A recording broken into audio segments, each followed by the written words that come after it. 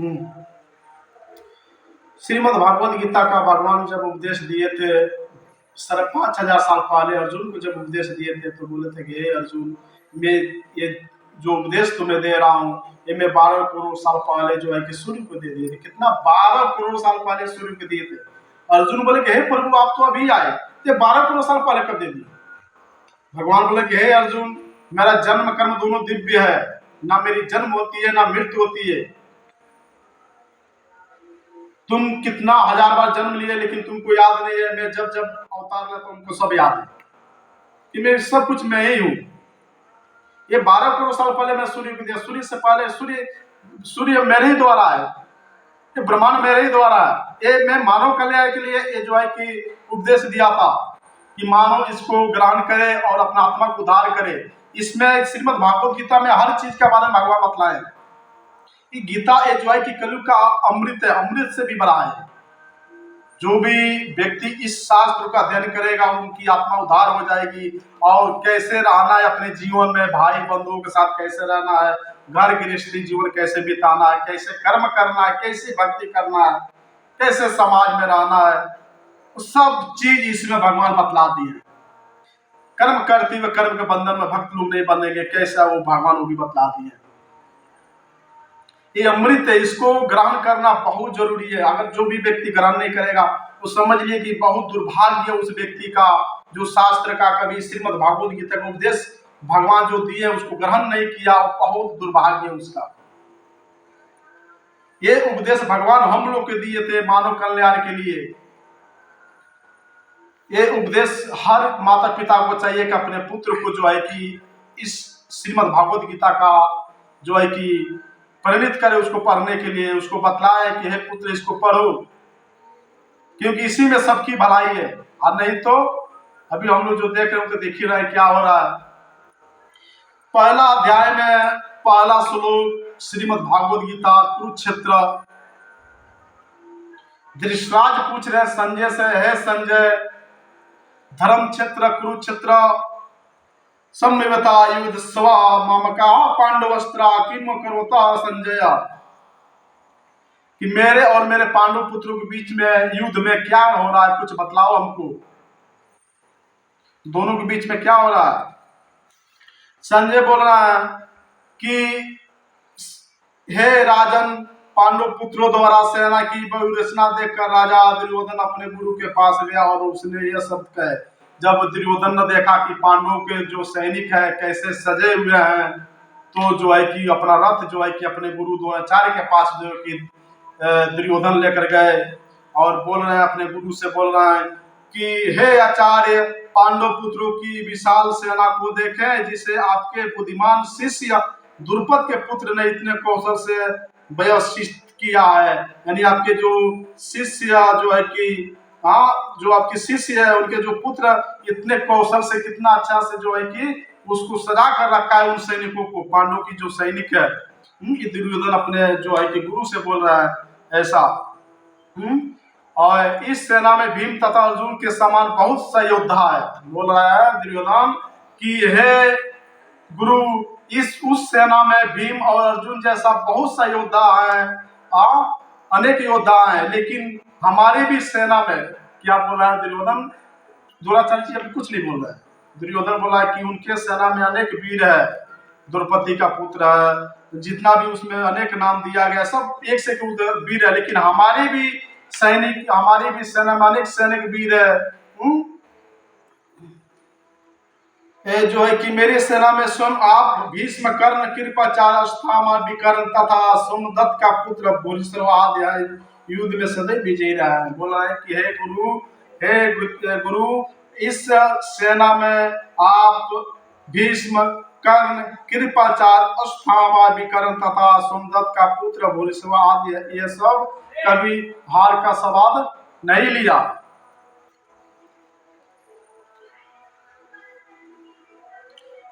उसके बाद से जो है कि अपने गुरु से दुर्योधन जो है कि बोल रहा है, ऐसा ऐसा शब्द बोल रहा है कि ये सब कभी हारा नहीं, कभी हार का स्वाद लिया नहीं। लेकिन उनके जो भीम है, भीम के सुरक्षित भीम के घेरा में वो लोग सीमित है, भीम के द्वारा वो लोग सीमित है, और हम लोग जो है कि पितामह भीष्म के द्वारा पूरा तरह से सुरक्षित है। सीमित का मतलब होता है कम, यानी वो उसको ये नहीं मालूम था कि जो है कि भगवान जिसके तरफ से उसकी कभी विनाश नहीं हो सकती। वो भीम को देख रहा है, भगवान कृष्ण को नहीं देख पा रहा, क्योंकि भगवान गीता में बोले कि जब मैं धरती पर अवतरित होता तो मूर्ख मेरा उपहास करते हैं, मुझ परमेश्वर के दिव्य स्वभाव को नहीं समझ पाते हैं। तो वैसा ही जो है कि दुर्योधन था, जो भगवान को नहीं समझ पा रहा था, उसके सामने भीम दिखाई दे रहा था कि भीम बहुत ताकतवर है, तो उसके अंडर में वो लोग सब लोग है, लेकिन वो लोग सीमित है, कब फूट जाएगा कब मारा जाएगा कोई गारंटी नहीं, ऐसा वो समझ रहा था दुर्योधन। आज अपने को पूरा तरह से सुरक्षित समझ रहा था कि हमारे जो भीष्म पितामह के अंदर हम लोग पूरी तरह से सुरक्षित है, ऐसे वो समझ रहा था दुर्योधन। जब भीष्म पितामह देखे कि दुर्योधन के अंदर में थोड़ा डर उत्पन्न हुआ है, तो भीष्म पितामह ने अपने शंख गर्जना जो है कि अपने शंख बजाए कि दुर्योधन को प्रसन्न करने के लिए, उसके अंदर का जो डर है वो निकल जाए। उसके बाद उनके शंख बजाने के बाद इधर से भगवान कृष्ण ने अपना 5 जने शंख बजाया, अर्जुन ने देवदत्त शंख तथा अति भोजी एंड अति मानवीय कार्य करने वाले भीम ने पौंड नामक शंख, भयंकर शंख बजाया।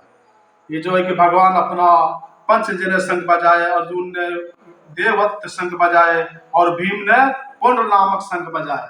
सब अपने अपने शंख जब बजाने लगे तो उस समय पूरा पृथ्वी आकाश गूंजने लगा, इतना गूंजने लगा कि दुर्योधन के अंदर की इतना डर उत्पन्न हो गई, डरने लगा, दुर्योधन के अंदर बहुत डर उत्पन्न हुई। उस समय अर्जुन ने जब रथ पर बैठे थे, अपना धनुष बाण जब निकाले लड़ाई करने के लिए, तो सामने देख रहे हैं, अपने मित्रों संबंधियों को देख रहे हैं, तो बोल रहे हैं कि हे प्रभु, ये जो रथ है दोनों सेनाओं के बीच में ले चलिए। मैं देखना चाहता हूं कि उधर से कौन लड़ने के लिए आया है, मेरे तरफ से कौन लड़ने के लिए आया है। मैं उनको देखना चाहता हूं जो इस युद्ध में संघर्ष हम करेंगे उनके साथ, क्योंकि कोई भी वीर हो तो देखता है कि कौन ऐसा वीर है जो लड़ने के लिए हमसे आया है। हाँ, तो वो जो अर्जुन जो है कि देखने के लिए जो है कि भगवान कृष्ण से बोल रहे कि ले चलिए वहां पे जहाँ पे हम जो जिनसे हम लड़ेंगे। भगवान ने उस रथ को दोनों सेनाओं के बीच में ले जाकर खड़ा कर दिए, दोनों सेनाओं के बीच में ले जाकर भगवान रथ को खड़ा कर दिए। और जब अर्जुन ने देखा कि भाई ये तो सब अपना ही आदमी है, चाचा फूफा मामा ससुर, ये जितना सब अपना संबंधी है, भाई है, मैं किसको मारूं, सब अपना है। अर्जुन कांपने लगा, उनकी जीवा कांपने लगी, उनकी जो चमड़ा वो जलने लगी। बोले कि इन लोगों को क्या मैं मारूं, ये सब तो अपना ही है, इनको मार कर मैं क्या करूं, अगर हमको राजपाट भी मिल जाए तो नरक के समान है। जिन संपत्ति में भाई ना हो वो संपत्ति लेकर हम क्या करेंगे। ये जो दुर्बुद्धि दुर्योधन है, उनके तरफ से जो लड़ने के लिए आए लोग भी दुर्बुद्धि है, इनको प्रसन्न करने के लिए, दुर्योधन का प्रसन्न करने के लिए, धर्म की तरफ से लोग लड़ने के लिए, मरने के लिए आया।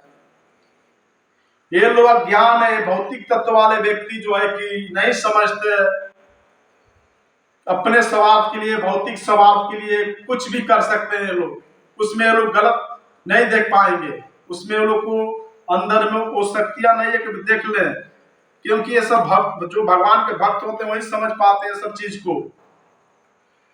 तो मैं इन लोग को मार के क्या करूंगा, हे प्रभु, इन लोग को मार के क्या करूंगा कि जो है कि हमको नरक भोगना पड़े। अगर इन लोगों को मारने के बाद ये पृथ्वी की बात ही छोड़ दी, पूरा तीनों लोग हमको अगर मिल जाए तो हमारे लिए वो नरक के समान है, भले ये लोग हमको मार दे, क्योंकि ये लोग दोष नहीं दिखता है, लेकिन हम ये सब में दोष देखते हैं, ये गलत हम नहीं कर सकते हैं। ये अर्जुन भगवान से बोल रहा है, इस प्रकार युद्ध की इच्छा रखने वालों अपने मित्रों तथा संबंधियों को अपने समक्ष उपस्थित देखकर मेरे शरीर के अंग कांप रहे हैं। प्रभु, इन लोग को देखकर मेरा शरीर का अंग कांप रहा है। अर्जुन के अंदर में भाव उत्पन्न हुआ, क्योंकि भक्तों के अंदर में जब भाव उत्पन्न होती है तो भगवान के प्रेरणा से, भगवान की कृपा से ही होती है। क्योंकि किसी कमजोर जीव को मारना ये कोई बड़ी बहादुरी नहीं है। आजकल हम लोग जो है कि जो गलत कार्य कर रहे हैं, जो है कि अपने स्वार्थ के लिए संपत्ति जो जुटा रहे हैं, भौतिक तत्व अपने भाई बंधुओं से द्रोह कर रहे हैं, भाइयों से बेईमानी छल कपट कर रहे हैं, माता पिता को साइड कर दे रहे हैं, ये अज्ञानता की वजह से भौतिक तत्व वाले लोग हैं। इन लोग को समझ में नहीं आया क्योंकि उन लोग को वो नजर नहीं है, वो दिखाई दे। लेकिन जो आध्यात्मिक तत्व वाले हैं, जो भगवान के भक्त हैं, ऐसे कभी कर नहीं सकते, क्योंकि वो जानते हैं कि नश्वर है, क्यों मैं करूं, ये मिट जाने वाली चीज है, और जो मिट जाने वाली चीज है उसके लिए क्यों मैं नरक में जाने के लिए मैं ये सब कार्य करूं। और जो भौतिक तत्व वाले लोग होते हैं वो नहीं समझ पाएंगे, वो वही करेंगे जो नहीं करना चाहिए। तो अर्जुन बोल रहा है कि हे गोविंद, हमें राज सुख अथवा इस जीवन से क्या लाभ, क्योंकि जिन सारे लोगों के लिए हम उन्हें चाहते हैं वे ही इस युद्ध भूमि में खड़े हैं। हे मधुसूदन, जब गुरुजन पितृगण पुत्रगण पितामह मामा ससुर पुत्रगण सारे तथा अन्य सारे संबंधी अपना अपना धन एवं प्राण देने के लिए तत्पर है और मेरे समक्ष खड़े हैं, तो फिर मैं इन सबको क्यों मारना चाहूंगा, भले ही वे मुझे क्यों न मार डाले। जीवों को पालक, हे जीवों के पालक, मैं इन सबों से लड़ने के लिए तैयार नहीं, भले ही बदले में मुझे तीनों लोग क्यों न मिल जाए। इस पृथ्वी को बाकी छोड़ दो, भला धृतराष्ट्र के पुत्रों को मारकर हमें कौन सी प्रशंसा मिलेगी। ये बोल रहा है, अर्जुन बोल रहा है, ओ अर्जुन, जिनकी पत्नी को नग्न करने के लिए वो लोग कितना प्रयास किया था,